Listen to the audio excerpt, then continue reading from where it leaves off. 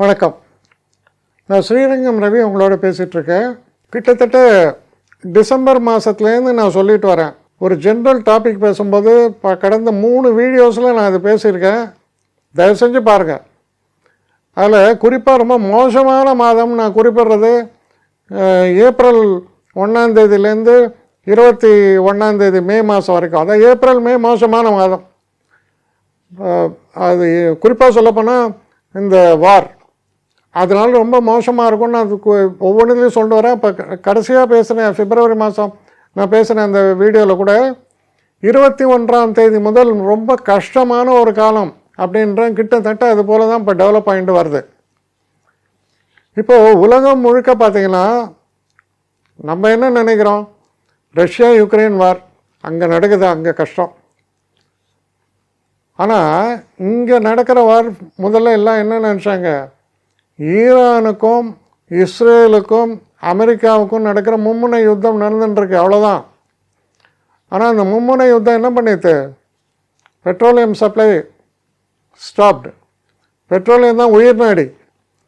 அப்போ உலகத்தில் பாதி கண்ட்ரிஸ்க்கு மேலே சஃபரிங். அதில் ஹைலி பாப்புலேட்டட் கண்ட்ரி இப்போ நம்ம இந்தியா மாதிரியான தேசங்கள்லாம் பார்த்திங்கன்னா பயமாக இருக்குது. எவ்வளோ தூரம் இந்த ட்ரபிள் போகுன்றது ஒரு பயம். ஒரு காமன் மேனை போய் இதை அடிக்கிறது உங்களுக்கு தெரியும். அதை டீட்டெயில் நான் சொல்ல வேண்டாம். அந்த அளவுக்கு அதோடய இன்டென்ஷன் ஏறிட்டே வருது. ஆனால் ஒரு விஷயத்தில் ரொம்ப அப்ரிஷியேட் பண்ண வேண்டியது நம்முடைய பிரதமரை. அவருடைய அந்த ஒரு பிரமாதமான ஒரு முடிவுகளால் இன்றைக்கி உலகம் முழுக்க இவரோட நல்ல ஒரு ரிலேஷன்ஷிப்பில் இருக்குது. ஆனால் ரிலேஷன்ஷிப் இருந்தாலும் ஹெல்ப்லெஸ் சுச்சுவேஷனில் இருக்கார். இந்த காரணம் நான் என்ன சொல்லிட்டு வரேன், இது பல விஷயங்களில் நம்ம பார்த்தாச்சு. சனி செவ்வாயோடைய ஒரு காம்பினேஷன் இதனால். அப்போ ராகு சதயத்தில் ரொம்ப பவர்ஃபுல்லாக இருக்கார். இப்போ ராகுவோட செவ்வாய் போய் ஜாயின் பண்ண நாள்லேருந்து தான் பெரிய வார் பிரேக் அவுட் ஆகிடுது.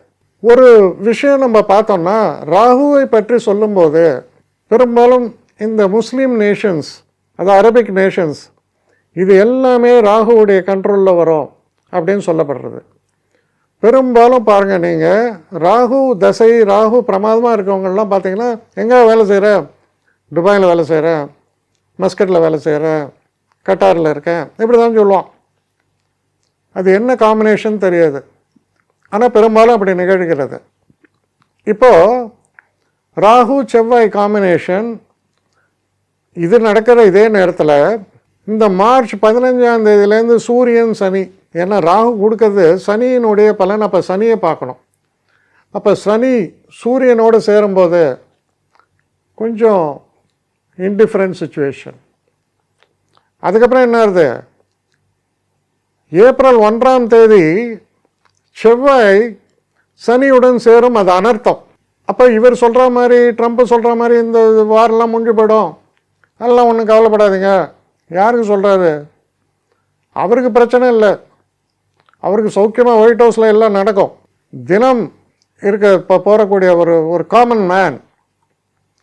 ஏன்னா ஏன் அது காமன் மேன் சொல்கிறேன், Shani represents a mass common man. இப்போ சனி செவ்வாய் சேரும்போது யார் அஃபெக்ட் ஆவான், காமன் மேன் தானே அஃபெக்ட் ஆவான். ஆகும். பிரச்சனைகள் இருக்குது.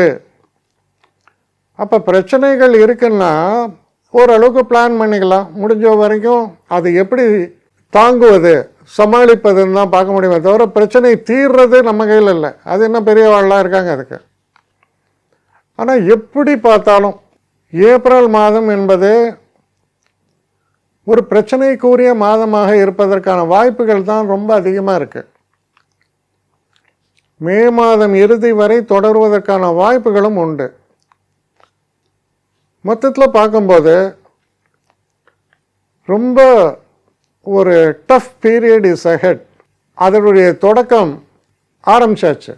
குறிப்பாக 15 தேதியிலேருந்து வார இறுதியில் 15ஆம் தேதியிலேருந்து ரொம்ப மோசம். ஏன்னா சூரியனும் சனியும் சேர்கிறார்கள். அதற்கப்புறம் நீங்கள் ஏப்பா தனியாக இருக்கீங்க, நானும் வரேன்னு சொல்லி செவ்வாயும் போய் சேர்றார். ஏகப்பட்ட பிரச்சனைகளை பார்க்கக்கூடிய ஒரு காலம், அவ்வளோதான் சொல்ல முடியும். இதனுடைய டிசாஸ்டர் எந்த அளவுக்கு இருக்குன்னு சொல்ல முடியல, ஆனால் பெரிய டிசாஸ்டர் அது சொல்கிறது.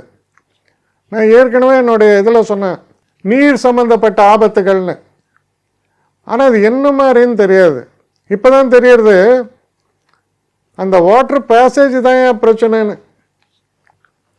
அந்த வாட்டர் பேசேஜினால உலகமே ஸ்தம்பித்திருக்கு, பெட்ரோலியம் ப்ரொடக்ஷனே ஸ்டாப் ஆகிருக்கு. ஏன்னா மீன ராசி என்பது கடல் நீரை குறிக்கும், அங்கே தான் ஏன் பிரச்சனை. இதை நம்புவர்கள் நம்பட்டும், நம்பாதவர்களை பற்றி கவலை இல்லை. ஆனால் இது ஒரு சயின்ஸ். நான் டிசம்பர்லேருந்து சொல்லிட்டு வரேன், அது காரணத்தோடு சொல்கிறேன், குறிப்பிட்ட காலத்தையும் குறிப்பிட்டு சொல்கிறேன். அதனால் இதெல்லாம் ஏதோ குருட்டாம்போங்கில் சொல்கிறதுன்னு இல்லை. இப்படி இருக்கும்போது இப்படி வரும். நான் நினச்சேன் சப்மெரின்ஸு இந்த மாதிரி ஏதோ பெரிய வார் வரும் போல இருக்குது அப்படின்னு நான் நினச்சா, சி பேசேஜை பிளாக் பண்ணி உலகத்துடைய கம்ப்ளீட் இதையே பேரலைஸ் பண்ணுறான். இதை செய்பவர்களுக்கு மனமாற்றம் வேண்டும். சரி, அந்த மனமாற்றம் வருமா? இப்போ ட்ரம்ப் சொல்கிறார், ஓகே நான் இதுக்கு மேலே வார் வேண்டாம், எல்லாம் ஒரு மாதிரி அடங்கும், எல்லாம் ரெகுலரைஸ் ஆகும். ஆனால் சனியினுடைய தன்மை எப்படிப்பட்டதுன்னா, it acts on your mind. அதனால தான் நம்ம என்ன செய்கிறோம் தெரியாது. ராகு என்பது ஒரு மாயை. சரி, இப்போ இன்னொன்று சொல்கிறாங்க, நாங்கள் இஸ்ரேலை ஒழித்து விடுவோம், எலிமினேட். நடக்காது ராஜா, வாய்ப்பே இல்லை ராஜா. சிம்பிள், யாரும் ஒழிக்க முடியாது. புராணப்படி ராகு என்பவர் சகாவரம் பெற்றவர். அதனால்தான் நவகிரகத்துடைய அந்தஸ்து அவருக்கு தரப்பட்டு இருக்கிறது. அவர் அமிர்தை உண்டவர். எல்லா பிளானட்டோடைய பவரையும் தான் கையில் எடுத்துப்பார். யாரோட போய் சேர்றாரோ அந்த பவர் அவருக்கு வந்துடும். பாருங்கள், ஒரு சின்ன ஹிஸ்ட்ரியில் பார்த்தீங்கன்னா, ஹிட்லர் 1940 ஜூஸை ஒழிச்சிட்றேன் பண்ணார். அதுலேருந்து ஒரு 60 வருஷம், 2000வது வருஷத்துலேருந்து அவங்க ஸ்ட்ராங்காக ஆகிட்டாங்க. இப்போ அவங்க தான் டெரர். இப்போ அவன் காசாவை அடிச்சிருக்கான், அடுத்து இதை பண்ணிருக்கான். ஸோ அந்த முஸ்லீம் நேஷன்ஸ் எல்லாம் காலி இல்லை. இப்போ நீ காலி பண்ணலாம். 2050 அமெரிக்காவுக்கும் சரி இஸ்ரேலுக்கும் சரி இவங்க தான் பெரிய கண்டத்தை உருவாக்குவார்கள். இது நடக்கும். ஏன்னா ஹிஸ்ட்ரி ரிப்பீட்ஸ். எல்லாத்துக்கும் இறுதியாக ஒரே ஒரு பாயிண்ட்டை மட்டும் நான் சொல்கிறேன். நாராயணன் விஷ்ணு கோயிலுக்கெல்லாம் போனீங்கன்னா கண்ணாடி அறைன்னு ஒன்று இருக்கும். அந்த கண்ணாடியில் சுற்றி கண்ணாடியாக இருக்கும், நடுவில் நாராயணன் படுத்துட்ருப்பார். எல்லா கண்ணாடியிலையும் நாராயணனின் உருவம் தெரியும். நீங்கள் போய் அவருடைய காலடி அந்த மாதிரி அவர் பக்கத்தில் போனீங்கன்னா உங்கள் உருவமும் எல்லாத்துலேயும் தெரியும். அர்த்தம் என்ன? வினை விதைத்தவன் தான் வினையாக இருப்பான். நீ என்ன நல்ல வினை செய்தால் நல்ல வினை உனக்கு தெரிகிறது. நீ தீவினை செய்தால் அதே தீவினை தானே உனக்கு திரும்ப வரும். இவ்வளவுதான். அதை உணர்த்த தான் அந்த கண்ணாடி அறை. அப்போ நன்மையை செய்வோம், அன்பை போதிப்போம். ஏன்னா அன்பே சிவம் அப்படின்னு சொன்னால் அதில் பெரிய மீனிங் இருக்குது, டெப்த் மீனிங் இருக்குது. அதை பற்றி ஒரு புக்கை எழுதிடலாம் நீங்கள். அதுதான் அன்பே சிவம், ஒரே வார்த்தை.